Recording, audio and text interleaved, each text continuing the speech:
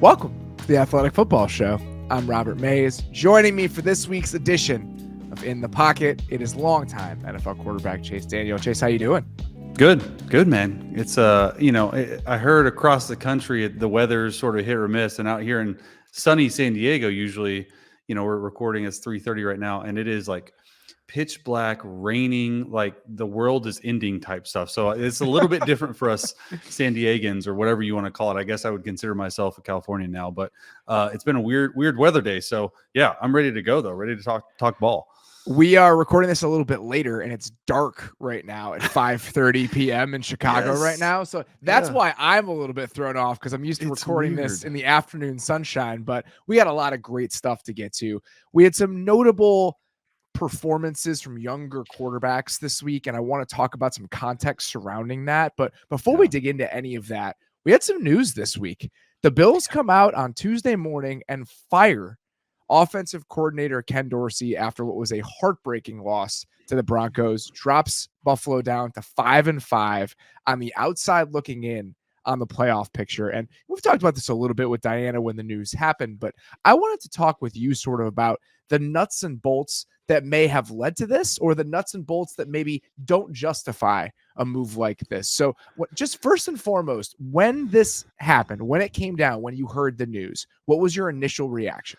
Well, the initial reaction was a little bit of shock, because this just doesn't seem like a Buffalo Bills team that likes to make moves during the season. And then all of a sudden, 10 games in, Leslie Frazier's not there, who was their D coordinator last year, right? Mm-hmm. And now Ken Dorsey's not there, who was their offensive coordinator for the past 2 years. And so it's been a little bit like I was working out, actually, and it came through on my phone, and somebody texted me. I go, wait, what? Because when I watched the game, I don't watch it as a fan. Okay. I watch it as like I'm in the room game planning, and I'm trying to go through the plays that I see on how I would read it, if that makes sense. So Sure. It's a little bit weird, and honestly, it's a very mentally taxing for me. So I can't really like enjoy it, because I'm always, not a critical eye, but I'm always like, okay, well, all right, I see what he did there. And it's just like, it takes me like 30 seconds. You can't passively watch it. You're actively watching it the entire time. Yes. I understand that. I don't have the capacity to do that, but I understand a tiny fraction of what that feels like. And then also it's like, not only that, now this was a standalone game, but think about when you got 8 early game windows and you got 4 on each screen, and you're just like, oh my, so it's anyway. So anyway, I was working out, and I was in shock, because when I was watching the game, I didn't think, other than the turnovers, things looked that bad. Like just watching it live, right? Like obviously you can't turn the ball over and win. And that has been, without a doubt, the biggest problem of Josh Allen's entire career. This is nothing new. Since he came in the league in 2018, he leads the league in turnovers, and it's by a high margin. It's not even close. And so I went in and I just rewatched it. I literally, like 20 minutes ago. And I thought the exact same thing watching it. It didn't look that bad. Like, it didn't look like they were out of sync. I mean, of course, there were some pass protection issues early in the game. The fumble on the first play of the game and almost interception on the second play of the game. I was like, oh man, like this is not a good start. Now, I do take that the Denver Broncos defense. Okay, they had 5 takeaways against the Chiefs, and then they had 4 this. So they have 9 takeaways in the last 2 games. So maybe they found something there. But at the end of the day, and I say all this, I just think that Sean McDermott needed somebody to fall on the sword, and that somebody, unfortunately, was Dorsey. And I don't think the move was warranted, if that makes sense. Like watching them play, I don't think that the move was warranted at all. When this stuff happens, this stuff typically happens with teams that are embarrassing. Teams that are truly like the worst performing teams in the NFL, where you need to pull the plug in season because that's how bad it's gotten. Right now, today, the Buffalo Bills rank 3rd in offensive DVOA so far this year. And if you want to split it up into halves, let's say the first 5 games and the second 5 games. Yeah. Over the last 5 games, they lead the NFL in offensive success rate. The amount of their plays that are successful, they are number 1. Okay. So, and I know that that's been parroted by a bunch of different people all week that, man, look at all these metrics about the Bills offense. How could you possibly fire a guy that is overseeing something like this? I want to go a little bit deeper than that because I do think that maybe there are some underlying issues that are worth digging into, but that's why it was so surprising for me because they have not dropped to the level of a team that typically makes a decision like this. Usually you fire a guy 10 weeks into the year because you just can't go on any longer at this pace. And that's not how the Bills feel. It just felt like you said, somebody needs to kind of take the brunt of them being this far away from the team that they want to be in the standings and performance wise. So I get it. If you look at some of the numbers a little bit deeper, we can dig into this. So right now, everything has stayed pretty much consistent over the last 5 weeks compared to the first 5. The one thing that's changed is the amount of turnovers that are happening. They are turning the ball over on the highest percentage of their drives in the NFL. It's been 22% over the last 5 weeks. Wow. But my question is, turnover variance and a couple weird fumbles, is that the reason you should fire your offensive coordinator when your offense is otherwise playing at least okay? Even if you have some issues with it, even if it's a little bit uneven, it still feels like this is a drastic decision when you look at the overall results of what they've put on the field so far this year. I think it definitely wasn't warranted. And I think the reason was because if you look at turnovers, right? Like how often is coaching that has to do with the turnovers? Zero. It's like a guy fumbles. Okay, is that the coach's fault? No. All right, maybe if it wasn't coached correctly, high and okay, but you can't. At the end of the day, it's players, not plays. And so if the plays weren't working, which certainly they were, based on the numbers you just said, they're number one in offense in that category the last 5 games. Then to fire a guy like this, it makes me believe that it's a much deeper issue. It's not just the on the field turnovers. I mean, a fifth of their drives the last 5 games, you're telling me 22% are turnover worth. Like, that's wild to me. That's a very high number. That is no way, shape, or form what you want to do. But you can only do so much as a coach. And so when you look at this, maybe 6 weeks, if we go back 6 weeks, like in the future, okay, and we go back and look at this time right now, I guarantee you won't sit there and say, oh, Joe Brady made this offense so much better. Like, it's just, I think that might happen though, because I think the turnovers may normalize and they may start turning the ball over at an average rate. Nothing else may change. And then because they got better, everyone will say, well, they fired Ken Dorsey. That was what they needed to do. When in reality, it was probably always going to get better because the turnovers, to a certain extent, the decision-making and him pushing the ball into tight windows, that can get him in trouble sometimes. But the fumbles and so much of the stuff that we've seen over the last couple of weeks is random shit. It's stuff that will not continue to happen. So I absolutely can see a world where they go on a run, they start playing great on offense, and everyone says, oh man, they needed to make the change. When in reality, that has nothing to do with why they're playing better.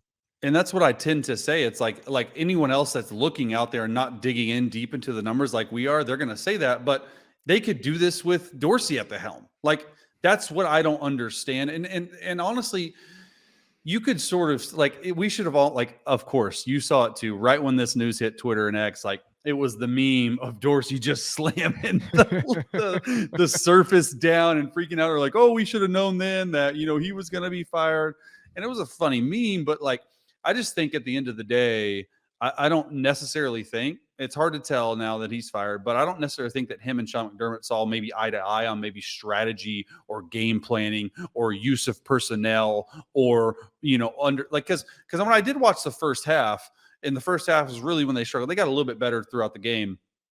There was no under center runs. There was no under center play action. And then finally they were just hand the damn ball off.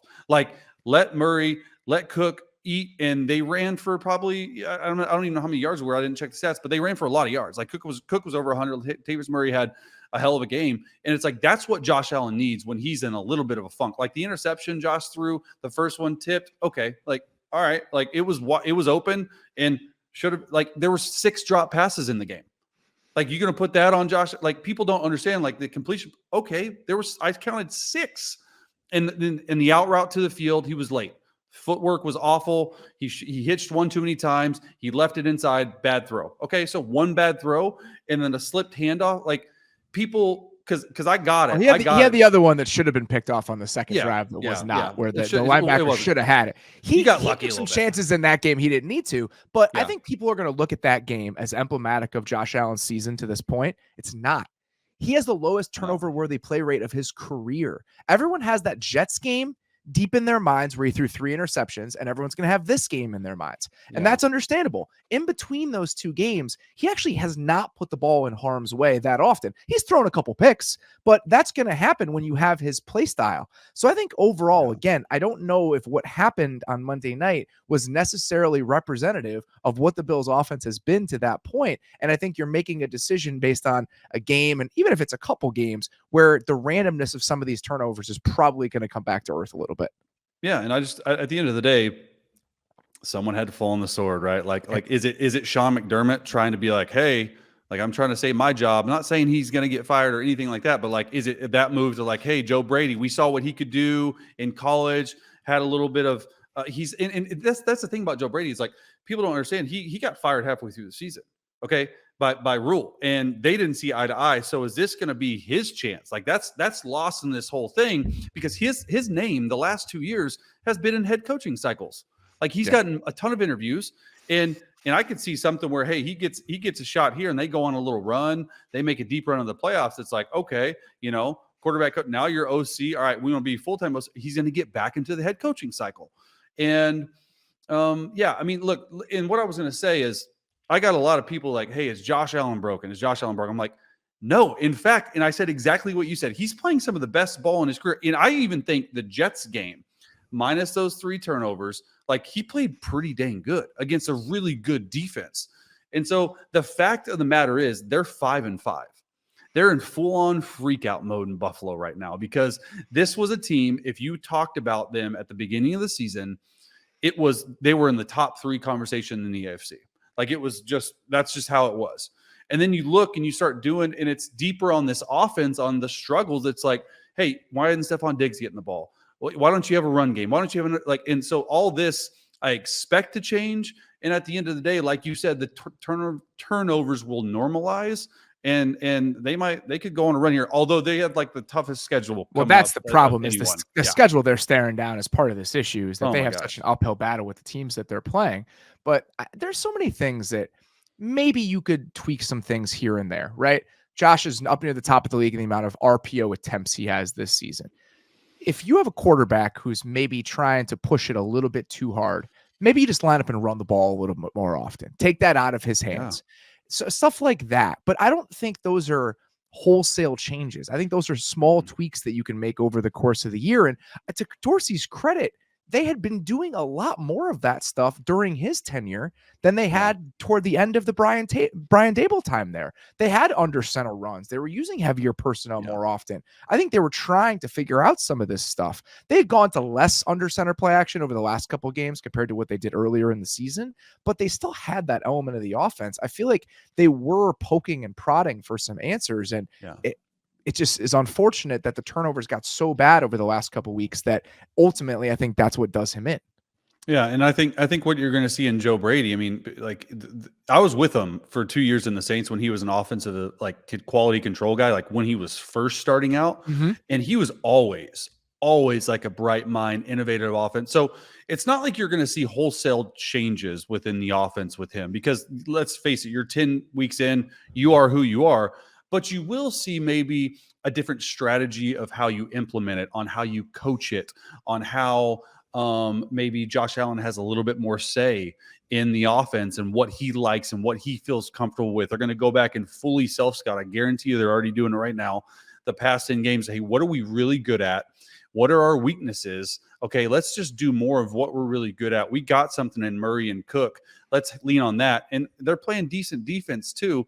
But like you said, it's the schedule from hell almost coming up. I mean, it's like the 3rd toughest schedule to finish the year. So you're going to learn a lot about the Buffalo Bills here in the next 6 or 7 weeks. Was there anything about the structure of the passing game that you felt was lacking or you felt was putting too much on the quarterback? Because there are some people who really study this team closely, Bills fans, people that are looking at this offense just saying, there are so many times where there's nothing coming back into his vision when he has to come off his first read. There's so many things outside the numbers. You're putting so much on the players to win some of these one-on-ones and so much on your quarterback in terms of the difficulty of this stuff. Do you feel like there are certain things that they could lean into a little bit more to maybe make things a little bit easier on Josh specifically?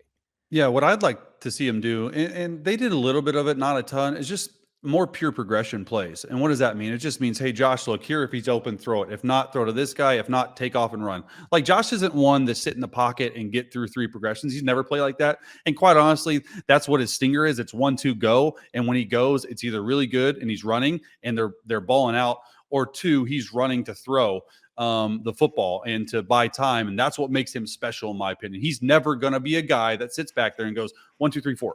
Right. So I would almost like sort of what they're doing in Denver right now. It's like, hey, Russ, 1, 2, take off, like simplify it for the guy.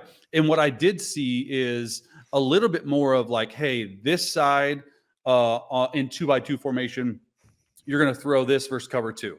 This side in 2-by-2, you're going to throw in cover 3. You're going to get to a man. That's too much thinking for Josh at the line. Like he didn't, and I did see a lot of that, and I get it, but that's sort of what good offenses do. You have to be able to trust your quarterback. Hey, you can't just give him a pure progression on everything because everything's not going to just be open.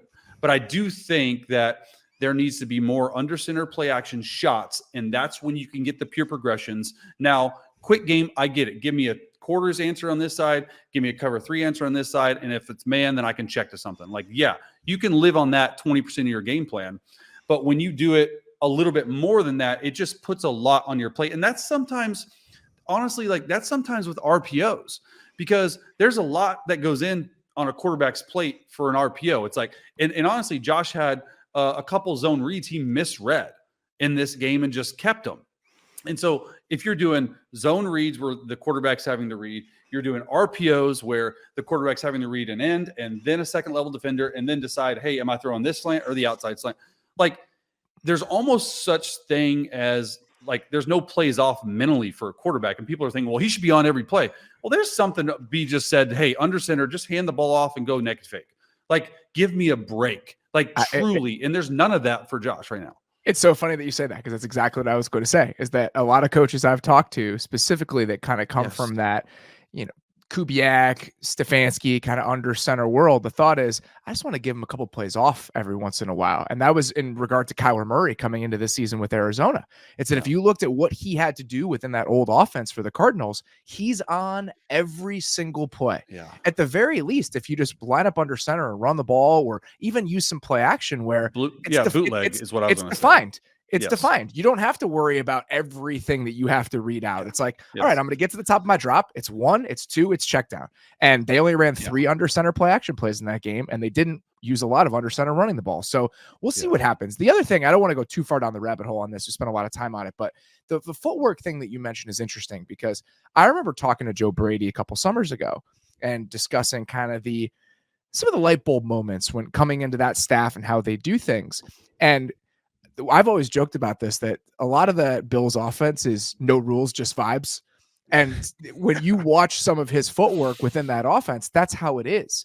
Like he's just kind of feeling stuff out and playing a little bit off schedule. And that's a feature, not a bug of what they do offensively. So I wonder if maybe if you change the coordinator, you have somebody come in who maybe hadn't come from that world with Dable when they were putting all of this stuff in. Is there a path where maybe you tighten some of that stuff up a little bit? Maybe you change that just a little bit to maybe play a little bit more on time in control than they've done so far, because I think it lends to Josh's play style and his skill set, but I think it also can make him feel a little unsettled at times. Yeah. And I think that's probably the number one thing that Brady's going to have to do. And it's not like, hey, you're going to go in there and have some serious conversation with Josh Allen, because Josh Allen is still, in my opinion, top 5 quarterback in the league. Like that. I said he was the MVP of the league last week, and I believed it. Yeah, yeah. There you go. There you go. And so it's like it's not like he's broken. It's just like, hey, you might have a little chat. Hey, man, like, what do you like to do? All right, let's just clean this footwork up a little bit. Like, let's get you more quick game. Let's get you more pure progression. Let's get you on the move. Like, go take off, bro. Because when you use your legs, we're better offense. All those subtle changes can add up to be a big explosion of offense, depending on who you're playing and how the game planning aspect. That's what a lot of people understand. The game planning aspect of it could completely change on who's involved with saying, okay, we have 50 plays on the whiteboard for the Denver Broncos, say last week. We need to get this 50 down to 25. Okay. Yep. You got 10 quick game. You got 3 or 4 5-step. You got 3 or 4 7-step. You got 12 play action, you got some screens, and that's the game plan. And then we're going to get on the third down later. So I think that is going to change, and that's going to be interesting to see. When it's going to be impossible to know unless some reporter gets in and figures it out. But I think that's the biggest change you'll see is who's involved in the game planning and play design process. I will say that watching them, and this is just my untrained eye watching them, it kind of does feel like that a little bit. Like it doesn't feel quite as cohesive and kind of building on itself as some of the other really good offenses that we see in the league. Yeah, I would say that is correct. It's a little bit random. It's a little bit picking from everything. And some, like I said, that can get in the quarterback's head a lot. It's like, hey, tell me who we are, and let's major in that. Like a couple years ago when we were struggling running the football in LA, it was like, okay, on bye week, we said, hey, we're doing way too much stuff. Let's run duo and let's run gap schemes and major in that 10 different ways rather than like inside zone, outside zone, gap scheme, duo, like all these things. And sometimes like simple is better. And like everyone used to say, keep it simple, stupid. Like that's the truth. Like you don't have to do all this crazy stuff. Just execute what you have. Again, I think that there are better days ahead for the Bills offensively just by sheer luck. I don't know if we can say that about the next team that we're going to talk about here. Another team that really struggled in prime time last week was the Carolina Panthers, who could not move the ball at all against a Bears team that has not exactly lit the world on fire this year. A couple of reasons I wanted to dig into this. One, this is the number 1 pick we're talking about here that's quarterback in this offense. And it's been a while since we took a hard look at him on this show at all. And 2, and talking to Diana Rossini this week, it sure sounds like this staff could be in trouble if things don't turn around here over the second half of the season. All right, so let's try to get to some of the root issues here. If you're trying to pinpoint what you see as wrong with the current Panthers offense, where would you start? A couple things, and we can go on in detail on them. Number 1, the pass pro is, I mean, it's not great. Like it just is what it is. The receiver room, there's 0 separation down the field. Okay. So that's hard to throw. And the Bears just lined up and played man. And there's no run after catch. Look, I think Thielen's an awesome guy, and I think he's a great receiver.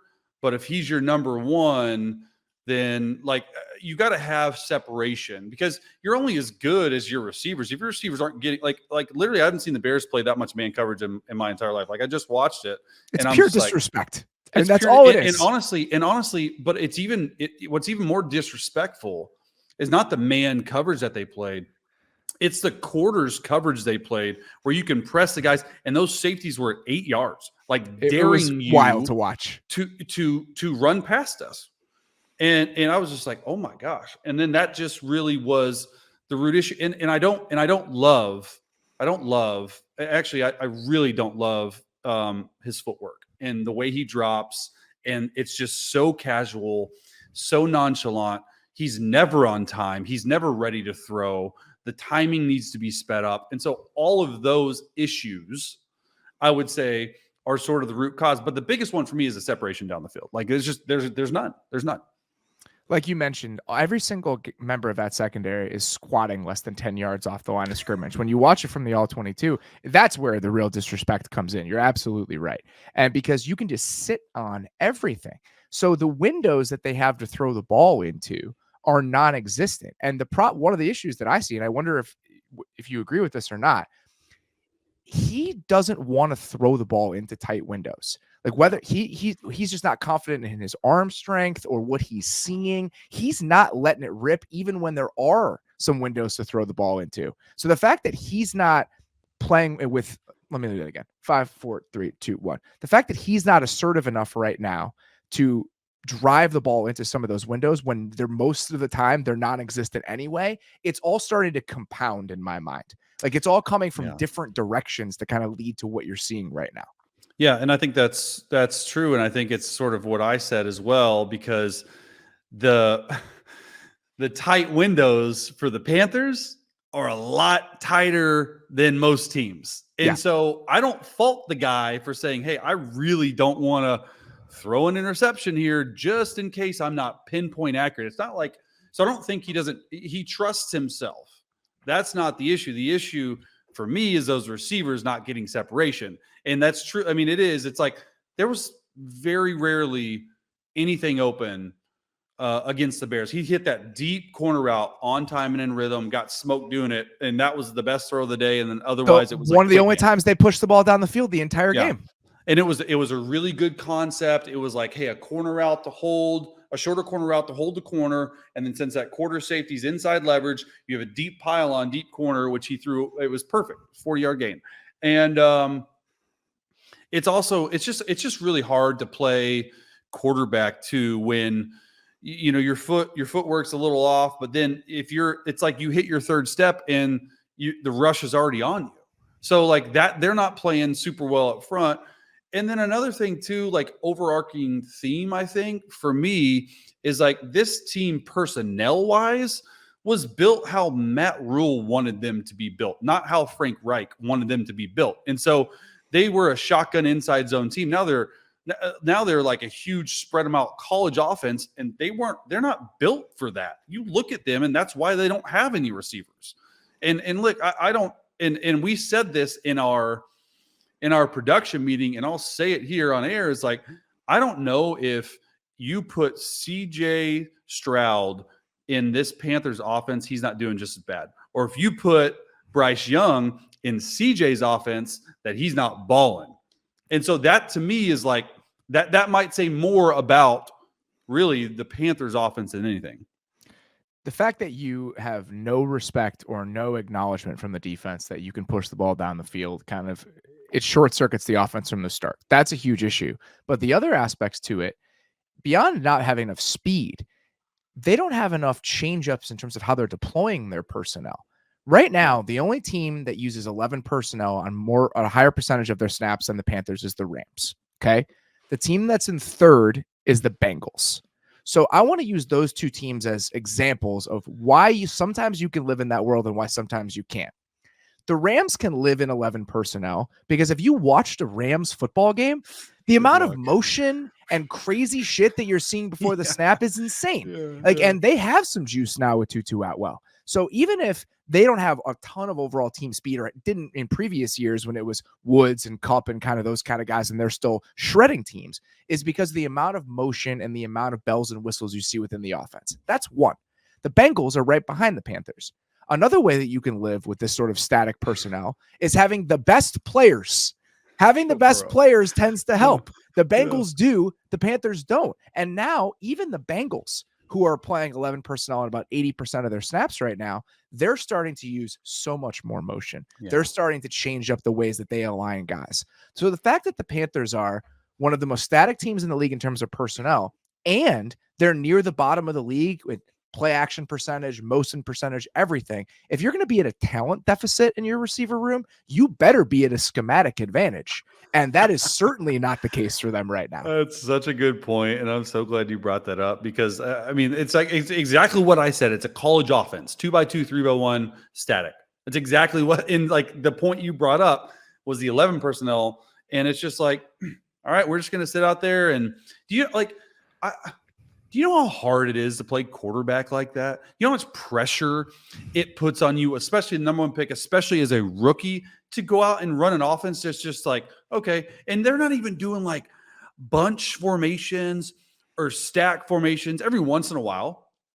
But like at least that you give the defense, like, so it'll be interesting to see, and it's interesting to hear Diana talk about, like, because I just don't know. It's like you give the coach 1 year. You give Frank Reich. I'm a big Frank Reich guy. Like I believe in him. And you give the coach 1 year, and through 10 games, it's already being talked about. Like, hey, if you don't pick it up, like that's not fair, because he came in and he has Matt Rule's personnel. Like, you give him 1 year to do that. So I just think that's absurd. And I do think that people are crushing. I mean, they're crushing Bryce Young. I don't think you can put this on him. Like, yeah, he's got to play better. He's got to trust it a little. They're just not a good team. Like, they're not a good team. Like, bottom line, that has no indication of who you are or who you can be as a starting quarterback in this league. I'm trying to pull all of this apart, and it's not easy to do. I was talking to somebody with the Colts last week, and we were discussing this, and I was like, man, it just feels like if this keeps going downhill with Frank in Carolina and he gets canned, everyone's going to remember the last couple of years and just be like, hey, was Frank Reich ever good?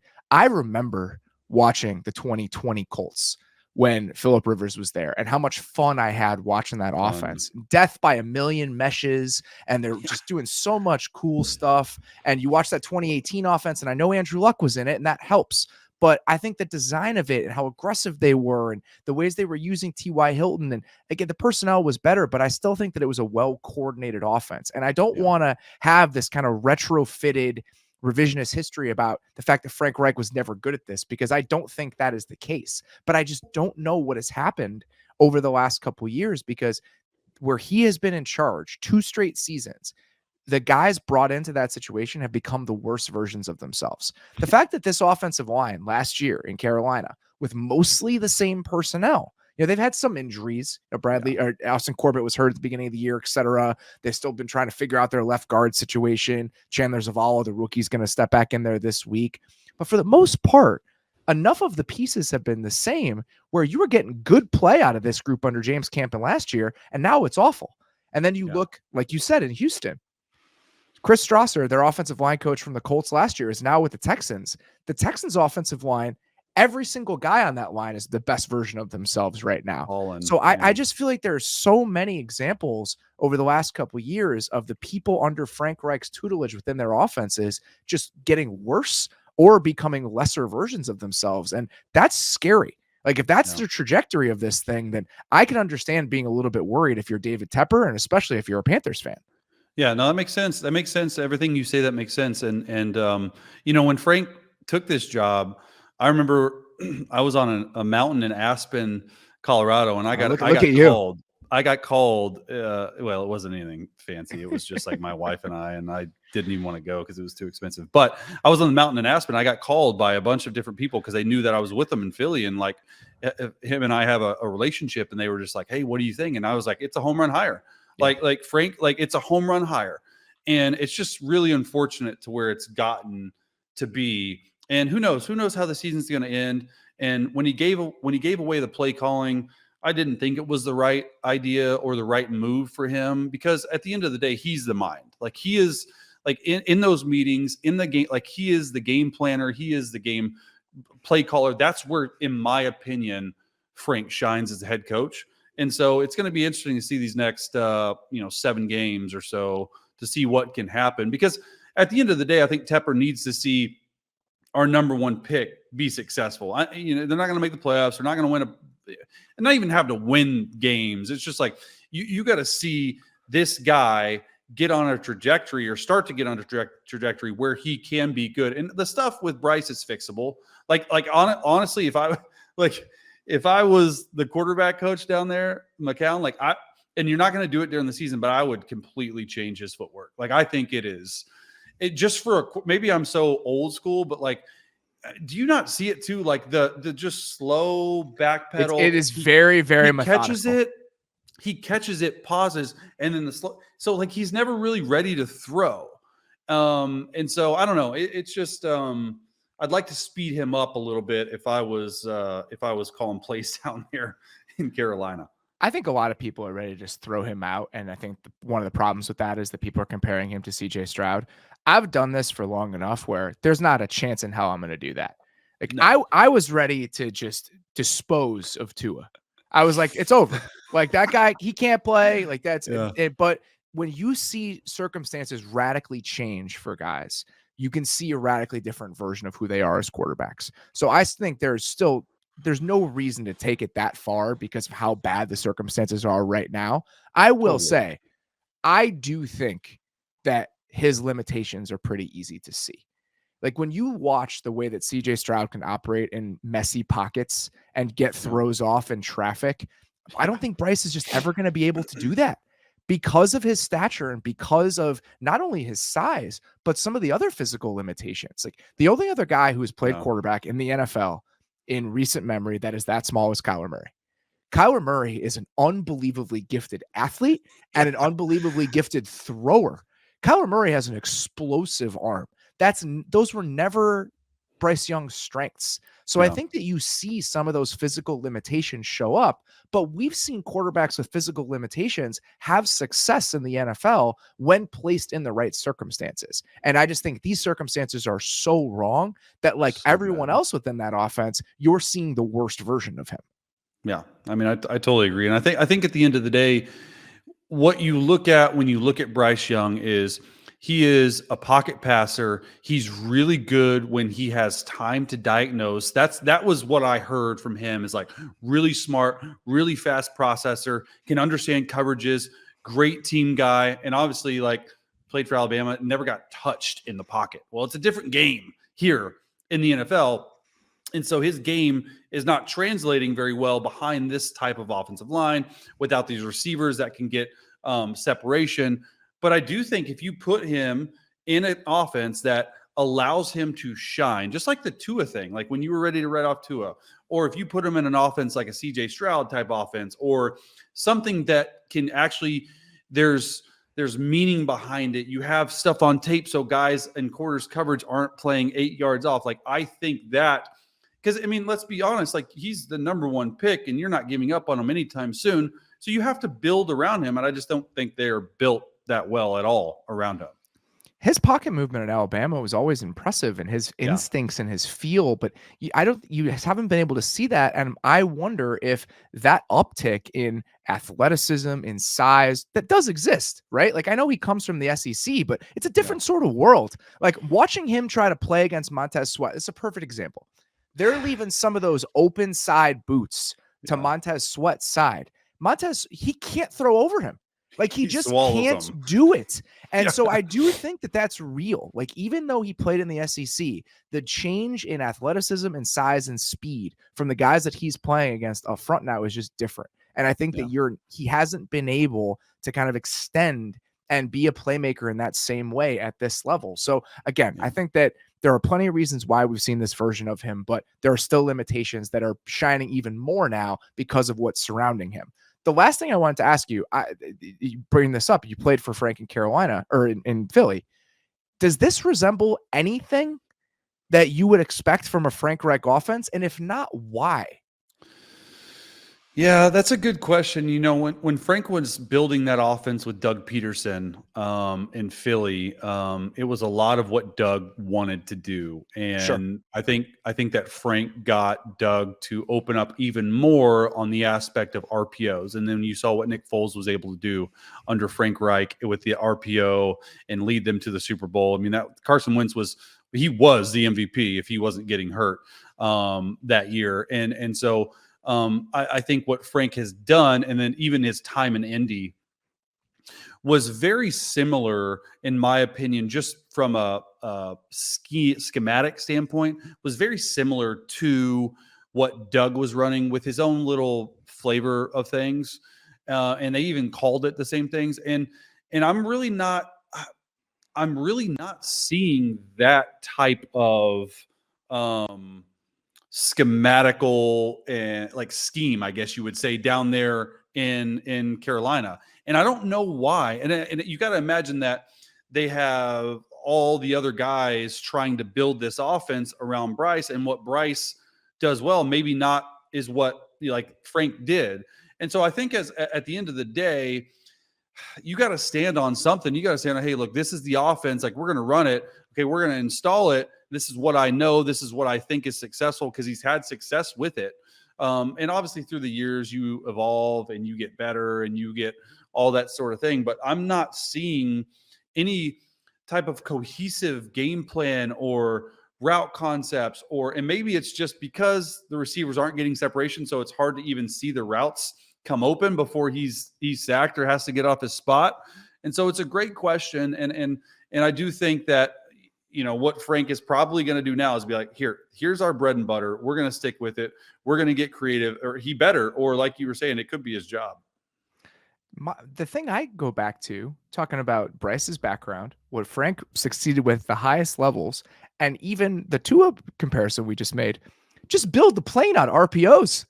That's what he did in college. That was the basis of Alabama's offense when they were just destroying people. So just leaning into that world rather than this very static, traditional kind of drop back NFL world seems like it would be a beneficial path for everybody involved. And I know that's easy to say, but it just seems like there are some answers that are hanging out there if they wanted to be more committed to leaning into them. Yeah, I mean, they got to figure it out, and they got to figure it out fast. And I do with the RPO, I agree with you. But to have an RPO, you actually got to be able to run the football. And I don't think they're a good running team. So should it help you run the ball if you can block one fewer guys? I know, and you stop the safeties from screaming down because you can throw it right behind them? And I think they've gotten to such a place in their offense where you're playing quarters coverage at 8 yards, so everyone's press, and you're playing press man. RPOs are not made for that. Yeah, they're not made for that. Yeah. They're not made for press man. They're not made for this tight quarters coverage. It's like a cover 2 or a cover 3 or a normal quarters. Like that is what I want an RPO against. And when you have an RPO versus man, it's like, all right, I'm just going to hand it off. It's just like, all right, well, forget it. And then they have an extra guy in the box. So it's just like, that's what teams are playing them. So they're probably getting away from that. Like, oh man, like we got to do something else. I just wanted to see them take one shot a quarter. Even if it's not there, just throw it once a quarter, just to have them loosen up just a tiny bit. They got to scheme it up because they ain't got no receivers running past guys. That's for sure. All right. On the flip side of Carolina's issues, and we mentioned this a little bit, is the success that Houston has been having so far this year. And a lot of people, I think, naturally have compared Bryce Young with CJ Stroud, but I wanted to go beyond what their production looks like and examine what the offenses are doing. Right. So if Carolina is setting Bryce Young up to fail, it feels like Houston is setting up CJ Stroud to succeed. So what have you seen from the Texans offense structurally that you feel like has stood out and put this group in a really good spot with him as a rookie? Well, there's a lot of things. The number one thing from my perspective, and I've broken down his last like 3 or 4 games, they are taking shots down the field, man. Like they are not letting guys sit on them. And that is the biggest thing. It's not only like just, when I say shots downfield, let me just go back a little bit. It's like when I say shots, it's not just like go ball throws, one-on-one, you hope you hit them. Anyone can do that. Like, okay. It's the scheme that they have within their under center play action movement bootleg game that is next level. I mean, I some of these, and it's not only that, but it's when Slowick and Shane Day and Jared Johnson, when they're calling it, because it looked like against Cincy, like they saw Cincy, were like, hey, Cincy is in single high zone almost every single second down. And if you watch the game on all their chunk plays, every 2nd and 4 to 8, they are calling under center shot plays and like hitting them to Noah Brown. Like it is unreal, because they're like, I don't care if on third, if it's incomplete on 2nd and 7, we'll call a 3rd and 8 beater and we'll be fine. And so just the vast amount of stuff that they have in, like, and I know Shane Day, I was with Shane Day, but that whole offensive staff, like they deserve the credit, because it is Kyle Shanahan type stuff, but they're doing some next level stuff. And it's honestly because CJ Stroud can handle it. He can handle it from a mental aspect. And it's like a simple thing such as like a movement. So on play call sheets, we'll have these movement plays, and most of the movement plays and most of the play call sheets I've had and offensive have had, they're shot plays downfield. Okay.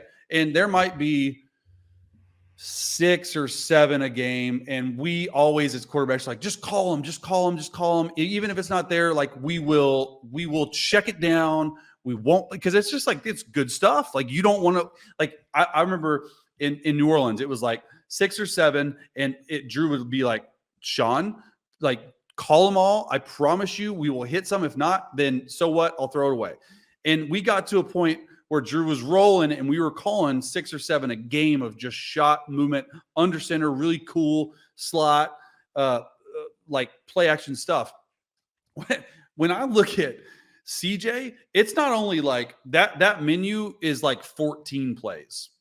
And because they are just continuing to call. And it's not only that, it's like so many different setup points by a quarterback. He's got a shotgun, which would be, or like a pistol play action game where he's moving in the pocket. It's not just like fake. It's like a true heavy play action of bringing 2 tight ends back, shots down the field. It's under center movement where he's faking to the left and setting up in the A gap. Or another one, faking to the left, setting up all the way on the other side of the hash, throwing across the box.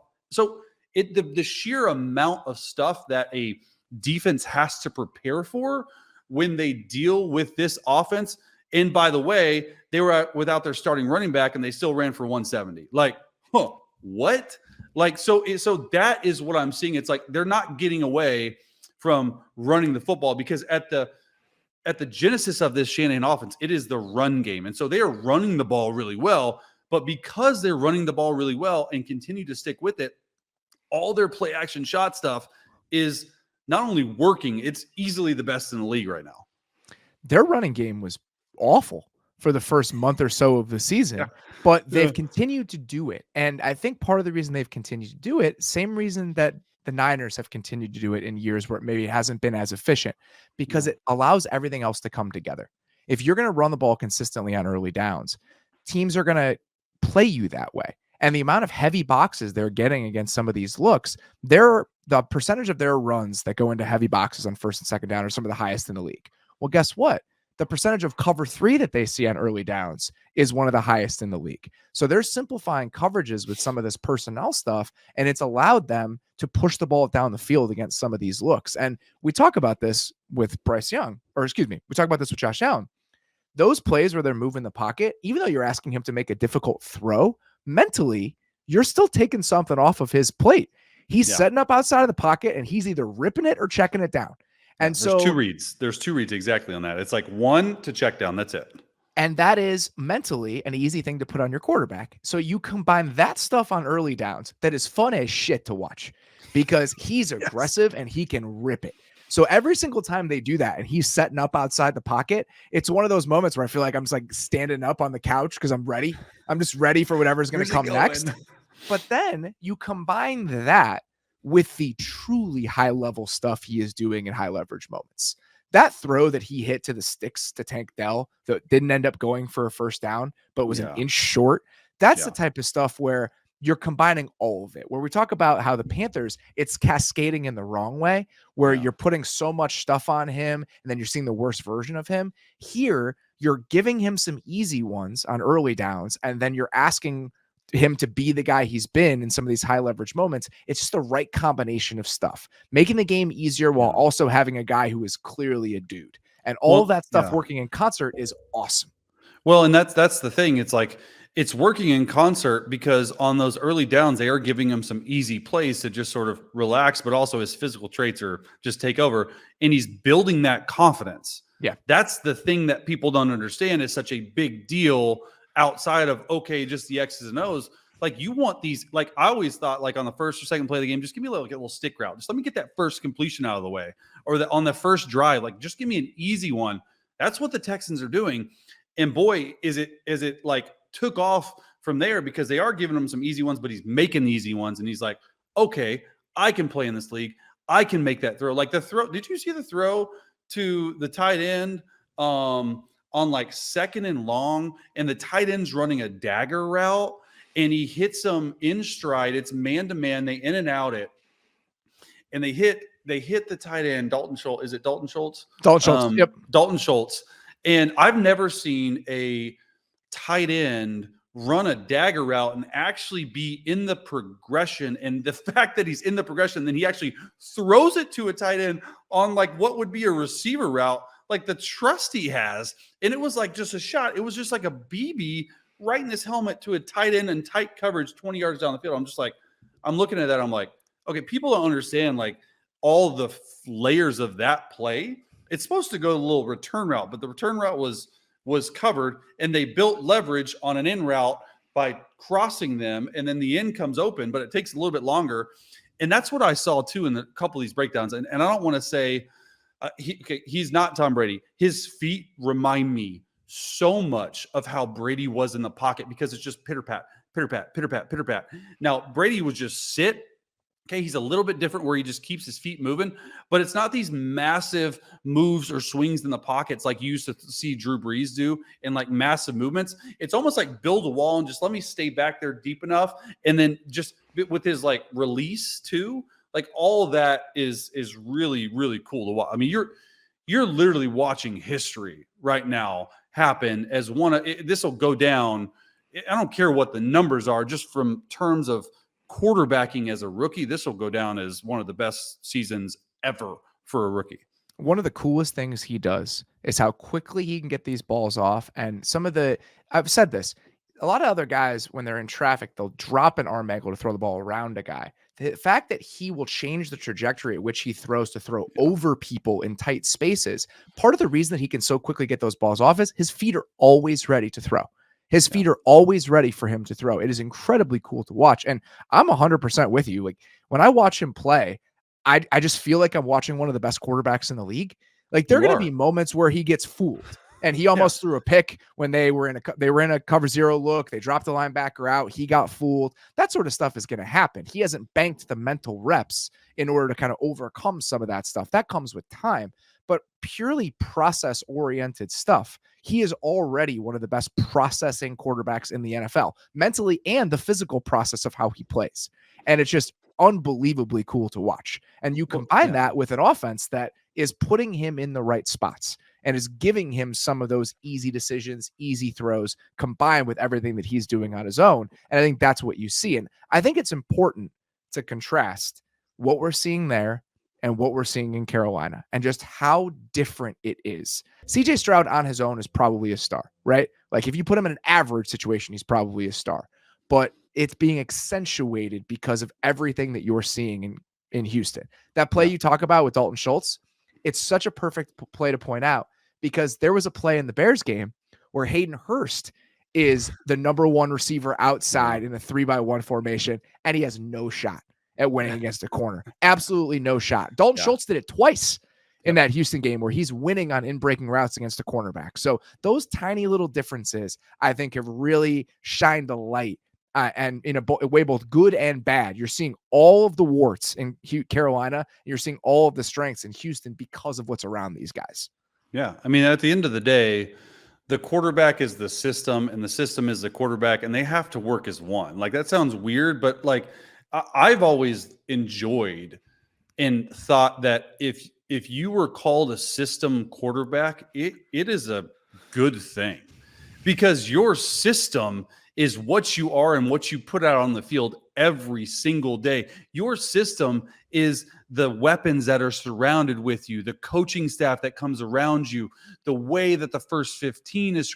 That is the system. It's not just like, oh, these are just so scripted, so easy. No, like you still got to go out there and do it. And if you're in a good system with good coaches and good people, you're going to play a long time in this league. And that's what you're seeing right now in Houston. And what you're not seeing is, I don't know. In Carolina, it's difficult for me to say it's a bad system yet. What I see, it's the bad personnel. And so if one of those things are off, I don't care who it is, it can sway so much back and forth. And so that's the biggest difference for me with CJ and with Bryce. Like they're going to be forever linked. Like that's just how it is based on how they went 1 and 2. And boy, could it not be any more different for CJ than it is for Bryce right now. I wanted to ask you, this is a very bad question, but I'm going to ask it anyway. When you're watching an NFL offense, how do you know it's a good offense? How do you know what you're watching is well constructed, it's thoughtful, it's putting guys in positions to succeed? What are the hallmarks of that in your mind? Oh man, that is such a difficult question because it's not only a difficult question to answer, but I guess when you play it for 14 years, you just know, and it's hard for you to like go out there and say, but I thought a lot about this question. For me, a good offense is everyone being on the same page and everyone working for that one common goal. And everyone's like, well, okay, well, what do you mean? Well, it's like, it's the trust and the chemistry built. It's not even play calls, in my opinion. It's knowing the small, tiny details, and everyone is bought in for it. And such things as like, hey, on this play, we're running an out route to the field. I want you bottom edge of the numbers. Okay. You better be on the bottom edge of the numbers on this out route because it gives us the right amount of leverage. As soon as you move to maybe even the middle of the numbers, a yard, 1 yard, and a quarterback, and the receiver doesn't even think twice about it. The quarterback hits his back foot, 1, 2, 3, ball gone, which it should be on a quick out, and the receiver catches the ball out of bounds. You're thinking, well, it's not on me. Like I did my, and then you go back and you watch the film and we're like, I freaking told you to be on the inside edge of the numbers. And that's the difference between, there's thousands of examples of stuff like that. Hey, offensive lineman, when you're run blocking, okay, every once in a while, go in a 2-point stance. Okay, everyone, like, switch it up. Like, there's so many different things. And it's not only like, a lot of it has to do with, you got to have good players to be successful, and you got to have a good scheme. But the best offenses I've been around, take for instance the New Orleans Saints offense. Can you tell me that we had one superstar receiver that everyone was like, no? In that 5 or 6 year run where Marcus Colston, 7th round pick, Devery Henderson, Robert Meacham. Okay, Jeremy Shockey was there, but he didn't have, like, it wasn't so Lance Moore. Okay, like the biggest superstar we ever got was Reggie Bush, and maybe Jeremy Shockey, but Reggie Bush was there. He's a running back. It's different. And Breeze was putting up 5,000 yard seasons like it was nothing. And so that to me is that's what I know is like a really great offense. 2011, we were, I think we were like the 3rd best offense in the history of the game in terms of yards, points scored, everything. And that's when Darren Sproles had one of his breakout years. Same with Jimmy Graham. But you can't tell me, look at that offense and be like, that was loaded with superstars, man. No, it wasn't. It was because not only did the coaching staff know how to use its personnel and deploy it, but also every single person was bought in on one common goal, and that was executing one play at a time, one drive at a time, one game at a time. And it became such the small details of it, and everyone bought in for it. And that's a long-winded answer, but that's for the most part what I think. I'm completely with you. And I think the Texans are, again, a very good example of this. You can go back to so many different games that they've played this year. Let's go back to the Pittsburgh game and how thoughtful the plan they had for TJ Watt was. All these heavy personnel packages, tight ends slicing back across the formation to seal them off, chips every single time. That's one element of it. 2 plays that stick out to me from the Cincinnati game. One, we talked about this on the Sunday night show. There's an in-breaker to Noah Brown that he hits, and they're playing quarters, I want to say. And so he bends outside while running vertical before taking it back across the middle of the field. So if he bananas that thing even a little bit, the safety's driving down on it. But because he bends it outside while pushing vertically and he snaps it off, the safety doesn't have time to drive down on it. Yep. And then there was a long run that Devin Singletary had where Robert Woods is inserting inside, and the buy-in from the receivers blocking. That's another one where I can just tell, like you said, everyone on the same page. And this Texans offense, like, it's why I like having these conversations, because sometimes it's hard to figure out how to articulate it. Like, why is this team good? Why is this play caller good? Why is this quarterback being put in positions to succeed? Sometimes it's hard to find the actual details as to why, but if you watch the Texans long enough, even a moron like me can see some of it and just say, look, I get this. I get why this is actually good and something like the Panthers is actually bad. It's subtle and it's quiet sometimes, but I do think that those details are what shine through. The details are what matters, and that's the only thing I ever was coached really in all of the years I've been in. It's because if you look at like top down from player 1 to player 1,500 or however many there are in the league, there's really not like that much difference. I mean, in the thing that separates a lot of people, I've known a lot of receivers that have played in this league a long time, maybe not been stars, but have just done what they're told, done what they're coached, done what they're asking, just had that extra little bit of juice to stay on with the team for 6 or 7 years. I mean, that's Lance Moore in a nutshell. I mean, he was so good at doing exactly what Drew told him to do at the exact same time. And so the details of it matter. And it's hard to see from a naked eye if you're not trained to see those details on any given Sunday, but the game is full of that. And all the mistakes usually happen is because it was coached correctly, but a detail happened or a mental error happened or stuff like that. And that's what is the difference between like a good offense and a really great offense, in my opinion. And I think we're seeing the Houston Texans take their step toward being one of those great offenses in the league so far, based on everything that we've seen. All right, that's all we got for today. Have a couple other things we're going to get to on some later shows, but really wanted to dig into those pretty meaty discussion topics and those quarterbacks who have really stolen a lot of the headlines this week. The Deshaun Watson injury news came out earlier today, just before we started recording, essentially. We're going to dig into that with Nate tomorrow on our preview show. So if you're looking for a discussion about the Browns, their future, what's happening there, that will be coming your way very shortly. For now, that is all we've got. Please go check out everything that exists on the Athletic Football Show channel in the Athletic Football Show universe. Go talk, mention that Frank Reich conversation about his future. Please go listen to the Rossini Report with me and Diana. Dig into that. The Dorsey firing, a lot of other newsy stuff. Prospects to Pros, as always, available to you in your feeds right now. And we will be back with our Week 11 preview on the feed on Friday morning. So please come back and check that out. For now, that is all we got. Appreciate you guys listening. We'll talk to you soon.